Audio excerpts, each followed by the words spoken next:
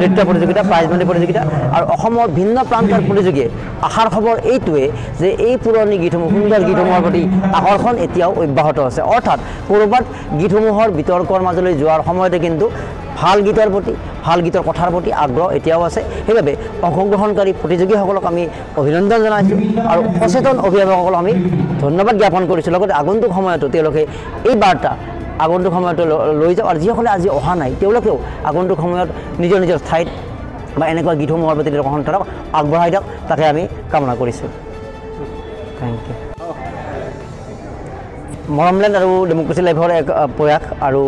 এই প্ৰয়াসৰ অংশ হিচাপে আজি আমাৰ ৰুদ্ৰ বৰুৱাদেৱ ৰুদ্ৰ বৰুৱাদেৱৰ সেই চিৰসেউজ গীতবোৰ সেই গীতবোৰ আমাৰ নতুন প্ৰজন্ম বা এই সময়ত চৰ্চা হোৱাৰ প্ৰয়োজন আছে কাৰণ সেই গীতবোৰৰ যিটো ভাষা কাৰণ এটা গীত আৰম্ভ হয় সেই গীতিকাৰৰ কথাৰ পৰা আৰু সেই গীতিকাৰৰ কথা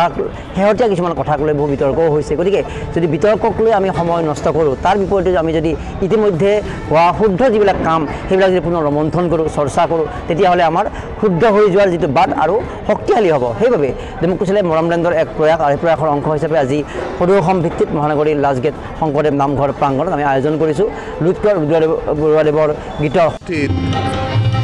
লুইত কোঁৱৰ ৰুদ্ৰ বৰুৱাৰ গীত আৰু তেখেতৰ গীতৰ ওপৰত আধাৰিত নৃত্যৰ প্ৰতিযোগিতা আহিছে প্ৰায় 200গৰাকীমান অসমৰ বিভিন্ন ঠাইৰ পৰা ল'ৰা ছোৱালী ইতিমধ্যে আহিছে ইয়াত প্ৰায় 3টা শাখাত এই প্ৰতিযোগিতা আয়োজন কৰা হৈছে 26 নৱেম্বৰ 2024 চনত ৰুদ্ৰ বৰুৱাৰ 99 বছৰ সম্পূৰ্ণ হ'ব আৰু এইটো এক প্ৰকাৰ তেখেতৰ শতবাৰ্ষিকীৰ আয়োজনৰ প্ৰাৰম্ভিক অনুষ্ঠান বুলি ক'ব পাৰি ৰুদ্ৰ বৰুৱাৰ ঐতিহ্য সম্পৰ্কে ক'বলৈ হ'লে অসমীয়া অস্তিত্ব যদি আমি বিচাৰি পাবলৈ যাওঁ য'ত অসমীয়া কথাৰে অসমীয়া সুৰেৰে অসমৰ পটভূমিত গান লিখা গান গোৱা নাইবা গান সুৰ দিয়া মানুহ আছিল সেইজনে আছিলে লুইত কোঁৱৰ ৰুদ্ৰ বৰুৱা তেখেতে জ্যোতিপ্ৰসাদ আগৰৱালা তাতে য'ত শেষ কৰিলে সেই কামখিনি আৰম্ভ কৰি লৈ পেলাই সম্পূৰ্ণ অসমীয়া গীত এটি সৃষ্টি কৰাৰ বাবে মনোনিৱেশ কৰিবলৈ এটা অসমীয়া গীতি সাহিত্যত অৱদান যিটো দি থৈ গ'ল সেইটো সোণালী আখৰেৰে লিখা থাকিব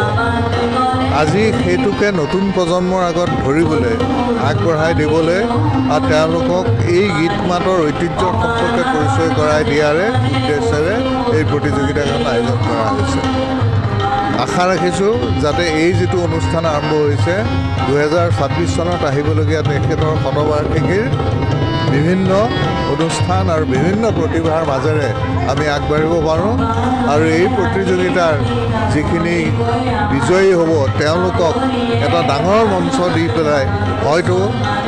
তেওঁলোকৰ ছং ভিডিঅ' উলিওৱাৰ ব্যৱস্থা কৰিব পৰা হ'ব সেইটোৱে আমাৰ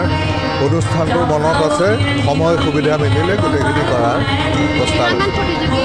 আজি প্ৰায় 200 প্ৰতিযোগী আহিছে